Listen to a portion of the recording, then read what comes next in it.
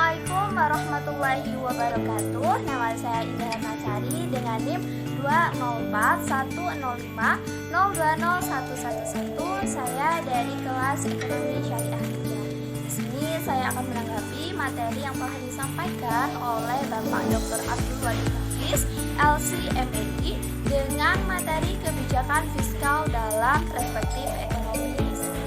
Nah, mengapa sih kita perlu mempelajari dan juga memahami mengenai kebijakan fiskal? Karena kita agar tahu bagaimana pemerintah itu memberikan kebijakan-kebijakan yang berkenaan dengan misalkan pajak, subsidi, dan juga kebijakan pemerintah menangani sebuah pengangguran dan juga meningkatkan pertumbuhan ekonomi suatu negara. Langsung saja kita ke pembahasan, yaitu pengertian dari kebijakan fiskal. Nah, kebijakan fiskal adalah kebijakan yang dilakukan oleh pemerintah dengan cara meningkatkan atau mengurangi pendapatan dan juga belanja negara untuk mencapai suatu tujuan yang diharapkan, seperti mengurangi jumlah pengangguran ataupun mencapai pertumbuhan ekonomi yang sudah ditargetkan. Nah, selanjutnya adalah tujuan dari kebijakan fiskal itu ada 5. Yang pertama adalah pertumbuhan ekonomi, dan yang kedua adalah mencegah pengangguran, yang ketiga adalah stabilitas harga, yang keempat adalah mendorong laju investasi, dan kelima adalah untuk mewujudkan keadilan sosial. Nah, tujuan yang pertama yaitu pertumbuhan ekonomi. Yang dimaksud dalam pertumbuhan ekonomi, misalkan dari contoh sekarang ekonomi mengalami kenaikan 5% per tahunnya. Nah, karena biaya produksi itu semakin naik dan juga tinggi, pajak pun juga ikut tinggi. Dengan kebijakan pemerintah yaitu menurunkan pajak, maka apa yang terjadi? Maka yang terjadi awal kenaikan harga itu 5% itu menjadi 3%. Maka dengan ini adalah kebijakan suatu negara dengan menerapkan kebijakan fiskal. Yang kedua adalah mencegah pengangguran. Hubungan kebijakan fiskal dengan pengangguran yaitu ketika terjadi barang atau naiknya barang atau terjadi inflasi, maka dengan adanya kenaikan itu daya beli masyarakat akan semakin mengurang, dan juga perusahaan akan mengurangi jumlah karyawan, akan juga mengurangi jumlah produksi. Maka apa yang terjadi? Akan terjadi sebuah inflasi. Nah, kebijakan pemerintah di sini dengan memberikan modal kepada suatu usaha atau kepada produksi tertentu, dengan pemberian modal dari pemerintah itu akan meningkatkan jumlah produksi dan akan bisa menambah karyawan. Dengan hal itu maka akan terjadinya pengangguran semakin tinggi. Yang ketiga adalah stabilitas harga. Ketika barang sedikit, permintaan banyak, maka harga barang pun akan naik. Pemerintah kelolaan atau pemerintah bagaimana dengan adanya stabilitas harga tersebut? Pemerintah melakukan kontraktif. Nah, kontraktif yang dimaksud di sini adalah pemerintah akan menarik banyak mengenai suku bunga. Misalkan pemerintah memberikan suku bunga yang sedikit suatu usaha, dan juga akan pemerintahkan suku bunga yang naik kepada usaha yang sudah sukses atau sudah mempunyai pertumbuhan ekonominya lancar. Yang keempat adalah mendorong laju investasi. Nah, yang dimaksud di sini adalah ketika pemerintah mengurangi pajak pada suatu sektor tertentu, maka pengusaha akan tertarik untuk melakukan investasi. Dan yang kelima adalah untuk menciptakan keadilan sosial.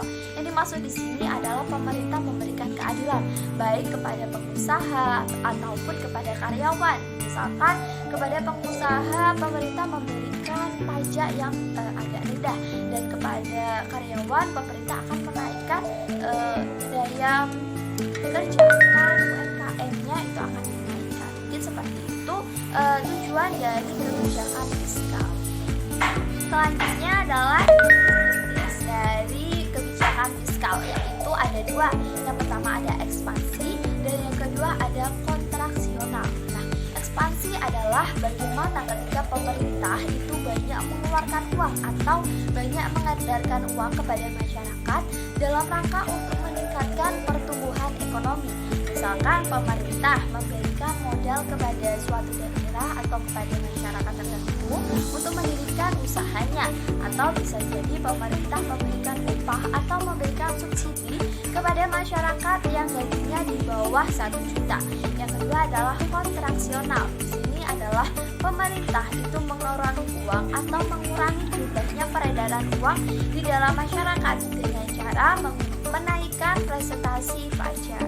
Nah, selanjutnya yaitu mengenai komponen-komponen kebijakan fiskal. Itu ada 4. Pertama, kebijakan perpajakan, kebijakan pengeluaran, kebijakan investasi, dan pengelolaan hutang atau surplus. Nah, kebijakan perpajakan. Nah, kebijakan seperti ini adalah dengan pemerintah mengeluarkan pajak, jadi pemerintah ingin menambah pendapatan negara, yaitu dengan menaikkan pajak. Yang kedua adalah kebijakan pengeluaran, di mana pemerintah itu mengatur pengeluaran tentang pengeluaran mengenai pemerintah, misalkan persentase, volume pengeluaran dan juga pendapatan. Yang ketiga adalah kebijakan investasi, di mana di sini adalah bagaimana pemerintah dalam memberikan dorongan kepada pengusaha-pengusaha untuk memberikan investasi dengan memberikan pinjaman usaha kepada suatu usaha tertentu, atau disinvestasi dengan pemerintah mengurangi jumlah pajak kepada suatu usaha tertentu. Yang keempat adalah pengelolaan uang dan juga surplus, di mana pemerintah dalam memberikan kebijakan fiskal itu berpikir bagaimana pendapatan pemerintah itu tinggi dari perbelanjaan, yaitu menjadi surplus, dan bagaimana pemerintah dengan mudah mengalokasikan dana untuk kebutuhan pemerintah demi keberlangsungan ekonomi suatu negara. Pendapatan dan juga pengeluaran. Yang kedua adalah pembiayaan fungsional. Yang ketiga adalah anggaran defisit atau kebijakan fiskal ekspansif. Yang keempat adalah anggaran surplus atau kebijakan fiskal kontraktif. Dan yang kelima adalah stabilitas harga, dan yang keenam adalah pengelolaan anggaran suatu negara. Fungsi-fungsi kebijakan fiskal. Yang pertama, mengoptimalkan sumber daya alam dan juga sumber daya manusia. Jadi kebijakan ini itu mengatur bagaimana cara untuk mengoptimalkan atau menaikkan bagaimana meningkatkan sumber daya alam, misalkan menjaga atau merawat sumber daya yang dimiliki, dan bagaimana meningkatkan SDM yang dimiliki dengan memberikan pelatihan kepada masyarakat. Yang kedua adalah mengoptimalkan kegiatan investasi. Yang ketiga adalah alokasi. Yang maksud di sini adalah bagaimana pemerintah itu mengalokasikan baik pengeluaran dan juga pendapatan yang sesuai. Dan yang keempat adalah distribusi. Yang kelima adalah stabilitas ekonomi, dan yang keenam adalah pembangunan baik pembangunan secara fisik maupun secara non fisik. Yang dimaksud di sini adalah pembangunan secara fisik, misalkan pembangunan infrastruktur, pembangunan gedung-gedung dan sebagainya. Dan dimaksud pembangunan non fisik adalah seperti pembangunan pendidikan, kesehatan dan sebagainya. Selanjutnya adalah ciri-ciri kebijakan fiskal ekonomi Islam. Itu ada 3. Yang pertama adalah pengeluaran negara dilakukan sesuai pendapatan, sehingga barang yang terjadi itu adalah defisit anggaran. Yang kedua adalah sistem pajak proporsional. Pajak dalam ekonomi Islam dibebankan berdasarkan tingkat produktivitas. Yang ketiga adalah perhitungan zakat berdasarkan hasil keuntungan, bukan jumlah dari barang tersebut. Selanjutnya adalah fungsi-fungsi kebijakan fiskal dalam ekonomi Islam. Yang pertama, memelihara terhadap hukum keadilan dan juga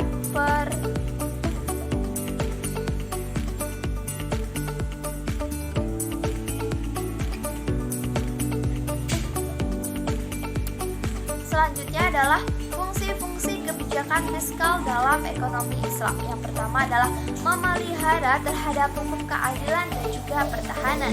Yang kedua, perumusan dan pelaksanaan terhadap kebaikan ekonomi. Yang ketiga adalah manajemen kekayaan. Dan yang keempat adalah investasi ekonomi oleh pemerintah jika diperlukan. Selanjutnya adalah instrumen kebijakan fiskal dalam ekonomi Islam. Yang pertama adalah jizyah. Apa itu jizyah? Jizyah adalah pajak yang dibebankan kepada kaum muslim di mana dia tinggal di negara-negara Islam sebagai imbalan dan juga perlindungan. Yang kedua adalah ghanimah, yaitu harta rampasan yang disebabkan oleh peperangan. Yang ketiga adalah fai'ah, yaitu harta rampasan tanpa adanya peperangan. Dan yang keempat adalah zakat. Dan yang kelima adalah kharaj, pajak yang dikarenakan tanah yang telah dikuasai.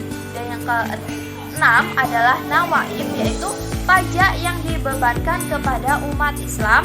Dan yang keenam adalah anwal falah, yaitu harta yang pemiliknya itu tidak diketahui. Nah, itu yang dapat saya tangkapi dari materi kebijakan fiskal dalam perspektif ekonomi Islam. Apabila ada salah kata maupun tingkah laku yang kurang berkenan, saya mohon maaf. Wallahu a'lam bishawab. Wassalamualaikum warahmatullahi wabarakatuh.